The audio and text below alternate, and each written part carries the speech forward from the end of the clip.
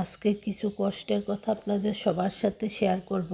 বিষয়টা হচ্ছে যে আমরা তো বিল্ডিং বানাই, ঘর বানাই, কত সুন্দর রং বেরঙের ডিজাইনের কাজ করে আমরা এখানে ঘুমাই। কিন্তু একবারও কি ভাবি যে এই ইটগুলা কত কষ্ট করে কিভাবে এগুলা তৈরি করতেছে বা কিভাবে এগুলা হইতেছে।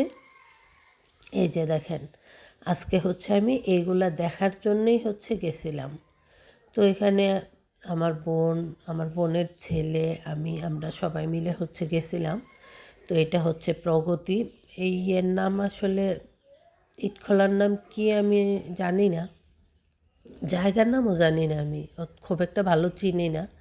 তো এই যে দেখেন কত সুন্দর করে যে এভাবে গাড়ি দিয়ে কাদাগুলা নিয়ে দিতেছে।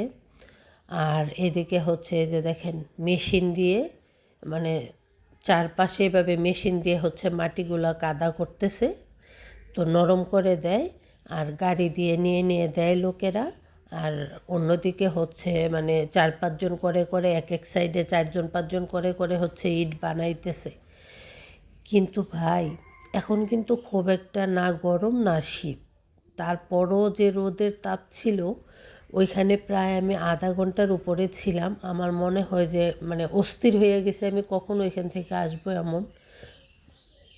আমার গলা শুকায় গেছে, এমন অবস্থা।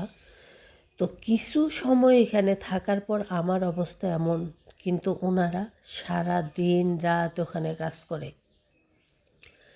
কি পরিমাণ কষ্ট ওনারা করে, ওনারা কিন্তু এভাবে কষ্ট করে ছেলে মেয়ে পড়াশোনা করাইতেছে, তারা সংসার চালাইতেছে, ভাই বোন আত্মীয় স্বজন সব কিছু ট্যাকেল করতেছে, এই কাজটার উপরে ডিপেন্ড করে ওনাদের সংসার টিকে আছে।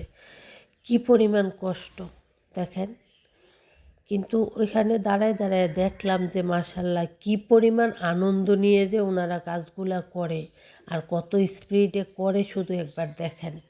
মানে কিছু সময় এখানে দাঁড়ায় থাকার পর আমি দেখি যে অনেকগুলা বানায় ফেলছে মাশাল্লাহ। ওনারা খুবই স্পিডে বানায়। ওনাদের নাকি প্রতি ইটে 1 টাকা কত পয়সা যেন বলছে, ভুলে গেছি, করে দেয় ওনাদের। তো আমার মনে হয় এটা এর চেয়ে আরও বেশি দেওয়া উচিত ওনাদের, কারণ ওনারা কী পরিমাণ কষ্ট করে ভাবা যায়। অনেক কষ্ট এগুলা করা, খুবই কষ্ট আমার কাছে মনে হইল। দেখতে যত সহজ মনে হয় ভাই, কাজ কিন্তু অতটা সহজ না। ওনারাই জানে ওনারা কি পরিমাণ কষ্ট করতেছে। তো এই যে অনেকক্ষণ দেখলাম, ওনাদের সাথে গল্প করলাম। ওনাদের বাড়ি অনেক দূরে, ওইখান থেকে আইসা এখানে কাজ করে 4-5 মাস এগুলা করে, তারপরে আবার চইলা যায়। যখন পানি আসে তখন আর ওনাদের এই কাজগুলা থাকে না, তখন চইলা যায়। তো এই ওনাদের কাজ। আমার কাছে তো খুবই ভালো লাগছে, কি পরিমাণ আনন্দ নিয়ে এত স্পিডে করতেছে, দেখতে আমার খুবই সুন্দর লাগতেছে। কিন্তু যারা করে তারাই একমাত্র বুঝে যে কি পরিমাণ কষ্ট ওনাদের লাগতেছে। তো আমি অনেকক্ষণ দেখছি এগুলা, আর ঘুরে ঘুরে দেখলাম এই যে এদিকে ইট পুড়তেছে। তারপরে এই যে দেখেন ইট বানায় বানায় পুইরা পুইরা এদিকে রাখতেছে। অন্যদিকে ট্রাক দিয়ে, এই যে ট্রাকে ভরে ভরে অন্য এলাকায় যেখানে দেওয়ার দিতেছে, অন্যদিকে পড়তেছে। মানে সবাই সবার মতো ব্যস্ত, কেউ কারোর সাথে কথা, কোনো শব্দ কিছুই না। মানে এক এক সাইডে এক এক রকমের কাজ চলতেছে।